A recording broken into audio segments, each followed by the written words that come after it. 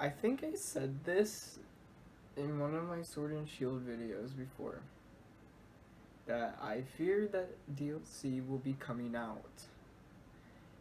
That is now the truth. Because now we got DLC coming out for Sword and Shield. Now, I watched the Direct. I just finished watching the Direct. It's been a couple days since it actually came out. I've heard news. I haven't actually watched the Direct till just now. So, there's a lot of things to unpack from this whole thing.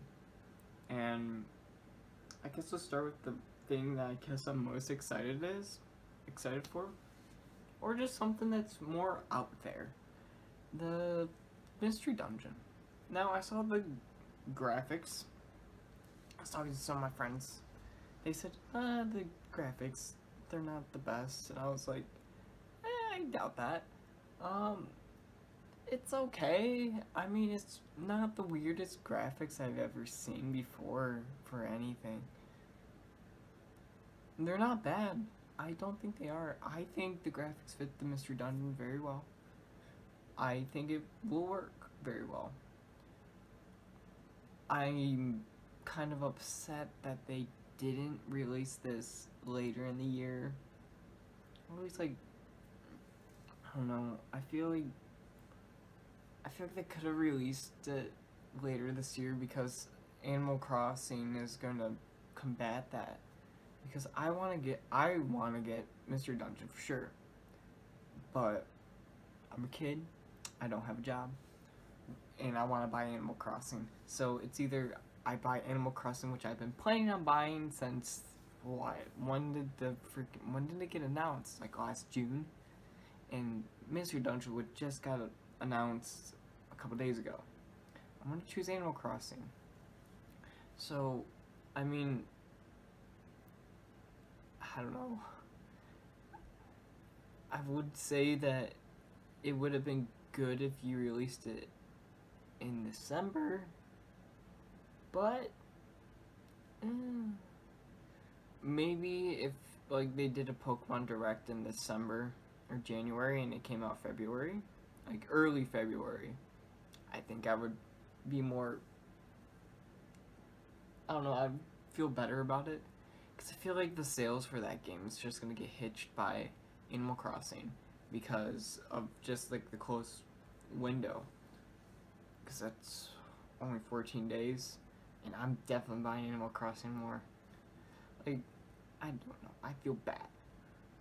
Now, that's not saying I'm not going to buy it because I'm going to buy it eventually.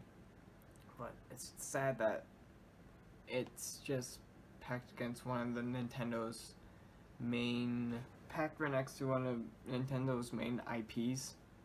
So, I don't know. So let's talk about the big news. The expansion pass. This is the sister game. I'm assuming it's the sister game of the Gen 8, or at least for Sword and Shield, it's the sister. But I don't know. I feel like Sword and Shield's gonna go on for a long time. I don't know. It's probably gonna be like a Destiny thing where you have to keep buying an expansion pass. Like, you know how, so in Destiny, you get the base game, you buy an expansion pass for the first year, and then next year, new campaign comes out. You get the same character, same save data, but you have to buy it. It's like $30 to $40. Next year, same deal. New campaign, new areas, stuff like that. Another $30 $40. But the second one's always cheaper. It's usually $30. First one's always $40. Second one's always usually the better one. Third one, it's more like fine-tuning. But like, I think Sword and Shield's gonna stick around for a long time. I don't think Diamond Pro remakes are gonna happen.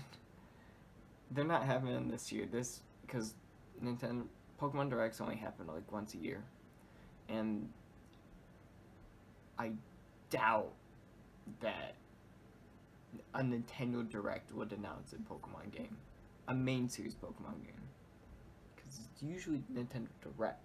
Usually Pokemon Directs that do it. But, I don't know. Who knows? By the looks of it, Expansion Pass looks good. I like the second one better. I like exploration. I don't care about the growth.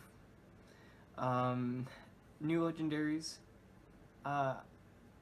Weird. I get the similarity. I don't even know the name. It's the one in the second expansion. That finishes the trio of the dogs. So that's cool. New Pokemon get released too, which is also nice because, well, now we're probably up to 600. I don't know if it said over 200. I forgot, but we're gonna be close to 600 Pokemon, and that's cool. I think they're gonna be missing out a lot of mythicals and starters. Probably. I just hope Bidoof gets in the game. I was talking to one of my friends about this, and he said Mystery Dungeon should have got released in November and have Pokemon come out this November for the holiday game. And I mean, I can see his point, but I get what Nintendo's trying to do. They don't want to make a sister game anymore. Now that DLC is a mainstream thing, and since the Switch is a more powerful system, it's able to you can download big chunks of games and use them. I get why they're doing an expansion pass. So this is probably the end of sister games. Ultra Sun and Moon are probably the last one. So that's kind of sad. But this also brings up the fact that it's like, is there going to be any more Pokemon games this generation, or is it just going to be all expansion passes? What you would think is that they would only have one expansion pass for this game, and then hope to God they make a fucking remake of Diamond and Pearl. If not, are they going to start the next generation? Like, stuff like this is very confusing. The price of the expansion pass also, actually it's not too surprising, but I guess what I'm trying to think of, it's like they're both $30 for both games. So it's like, for expansion pass for Sword you get 1 and 2, but it's only for Sword, and then you have to pay for Shield on your own. I wish there was a way to buy both at a discount, because that would be so nice, because I'm gonna have to buy both eventually. I'm gonna get Swords. I'm not pre-ordering it yet. I'm gonna pre-order it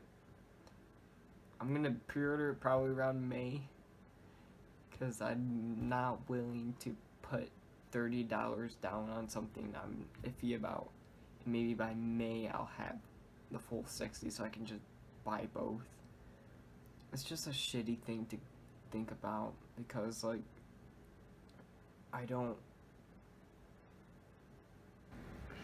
it's a shitty thing to think about, because like, I guess it's the same price as a Switch game, which is cool, but it's also,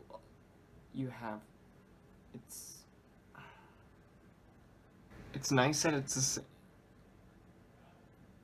weird that it's the same price as a regular Switch game if you buy both. So I guess that's like the third game, but I don't know. I'm certain that they will release a deal eventually. I hope they do. I don't know. New Pokemon that got announced were there are a lot of fan favorites. Like, I saw Talonflame, Garchomp, Lycanroc, Kingdra, stuff like that. I saw those Pokemon, and then I saw the list, and then I'm ecstatic for the new Gigamaxes of Venusaur and Blastoids. That's gonna be amazing. And then I don't know why they didn't do Gigamax for the starters at all. Like, that's just insane, because Mega Evolutions, they did Gigamax. Not Gigamax. They had Mega Evolutions. No, they didn't have Mega Evolutions. In Oras, they had Mega Evolutions. I'm thinking of Oras right now, not Kalos. In Oras, they had Mega Evolutions of your starters, which I know that's the remake, but still, you still had Mega Evolutions of your starters, and that was Gen 6's thing. In Generation 7, you got exclusive Z moves for the starters.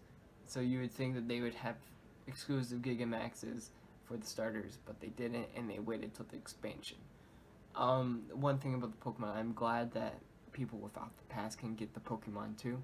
That is very nice for anyone who doesn't want to shell out $30 for the new experience. I very much appreciate that. I don't know, it's gonna be a weird time. This is definitely the first time Nintendo has ever done like an expansion. Like, this, it's gonna be a weird time. This is the first time Pokemon is ever gonna try something. I guarantee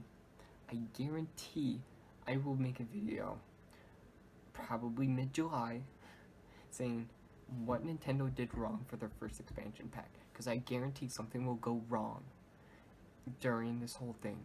Because it just happens.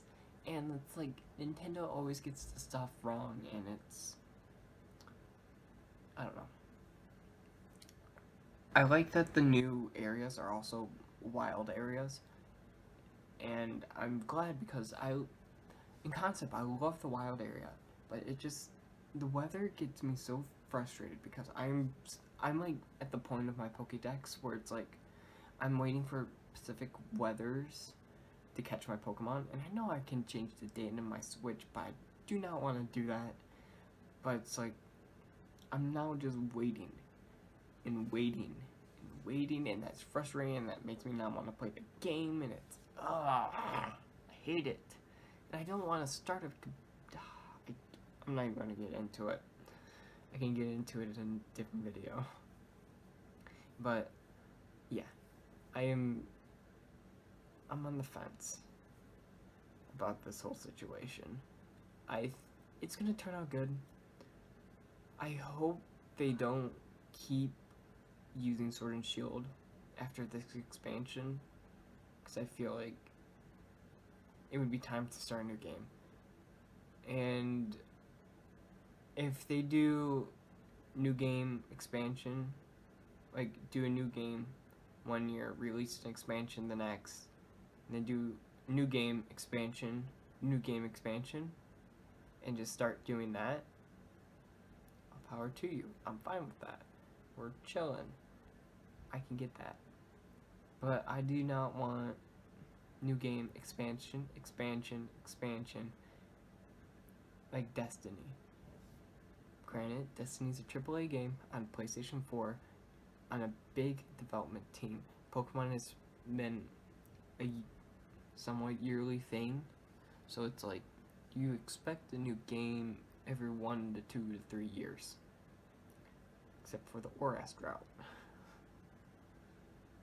Is that, no, Oras was 2 years.